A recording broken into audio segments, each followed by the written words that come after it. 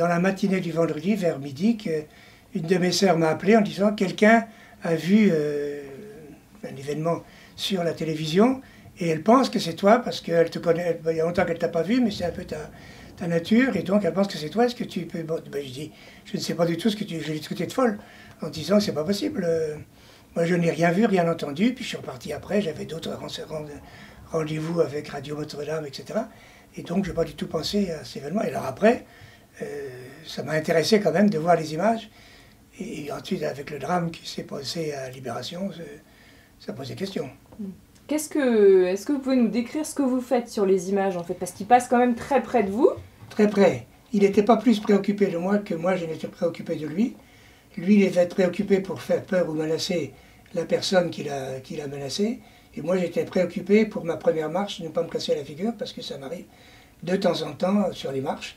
Et donc, j'étais... en gros, il y a eu un silence... Enfin, en gros, il y a eu un silence total. Je n'ai pas remarqué autre chose qui puisse se passer. Et lui-même ne m'a pas regardé. Heureusement, peut-être, d'ailleurs. Ça aurait peut-être pu être plus embêtant s'il m'adressait la parole, ou si je lui répondais, ou si je faisais attention. Et puis, après, juste après cette image-là, je tourne un peu la tête, probablement, comme il a dû interpeller la personne qu'il menaçait, j'ai dû entendre un bruit, et me dire que c'était quelqu'un de l'accueil qui me rappelait que j'avais oublié quelque chose, ou qui avait un renseignement à fournir encore, et donc j'ai tourné la tête, puis je suis monté sans autre préoccupation. Donc vous, là, à ce moment-là, vous voyez quand même qu'il y a des gens autour de vous. Oui. Vous n'avez pas l'impression d'être dans une situation où il pourrait y avoir une menace? Ah, pas du tout. J'ai vu que je savais que c'était l'heure à laquelle les gens arrivaient pour travailler, et donc c'était normal qu'ils viennent avec un peu d'affolement, parce qu'en général, ils sont tous à la limite de l'horaire, donc ils veulent être à l'heure, et donc ils descendaient très vite les escaliers, ce qui m'a pas frappé. Le monsieur a descendu très vite les escaliers aussi, et les a remontés d'ailleurs aussi vite, sans que je fasse attention, puisque j'avais les yeux regardant mes pieds, ce qui n'est pas très bien. D'ailleurs, il vaut mieux regarder le ciel que les pieds, mais c'est vrai que dans votre établissement, c'était mieux mes pieds pour le moment.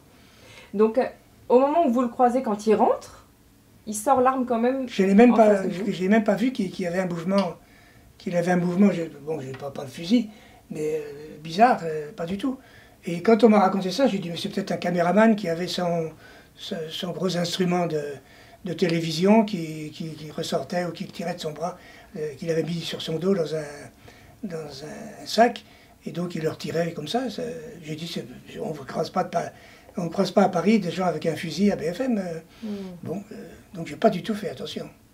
Et alors dans les jours suivants, donc vous dites, une de vos sœurs vous a raconté. Oui. Puis comment vous avez réagi?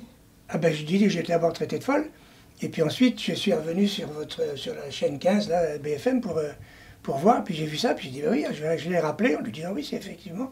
Puis il y a beaucoup d'autres gens qui m'ont appelé à ce moment-là, oui, c'est bien moi, mais je ne suis pas du tout au courant de votre histoire, parce que je connais bien l'histoire maintenant, mais je n'en ai aucun souvenir. J'espère que je n'ai pas fait un AVC, bref, mais ça ne m'a pas du tout frappé sur le moment. Comment vous réagissez quand vous voyez ces images? Il y a un homme armé à côté de vous. Comment vous réagissez a posteriori, en fait, quand vous vous en rendez compte maintenant? Oui, c'est pas pour moi que je réagis, parce que vraiment, je n'ai pas eu peur du tout. Et puis depuis les 5 jours, j'ai bien dormi, il n'y a aucun problème, je n'ai jamais pensé.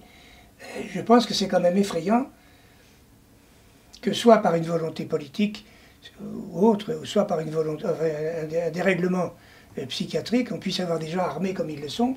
On entend même qu'il avait des grenades ou je ne sais pas quoi dans ses trucs, dans son sac, et que ça puisse circuler.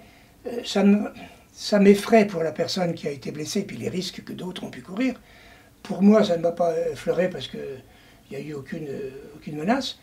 Et puis, je vis tellement dans un monde qui pose problème en Afrique ou ailleurs, aussi bien dans l'Église, avec la Syrie, avec tout ça, que j'avoue que ma tête est plus préoccupée que de ce pauvre, j'allais dire pauvre homme. Je ne peux pas le plaindre, mais de ce monsieur que je pense fou, au moins dans la journée qu'il a passée de vendredi, complètement déréglé, j'ai plus de la compassion pour lui et les menaces, les gens qu'il a pu menacer, pour le monsieur qui est en train d'essayer de se sauver, je ne sais pas comment il va ce matin, mais que ça semble effrayant de voir qu'à Paris même, on puisse avoir des choses comme ça.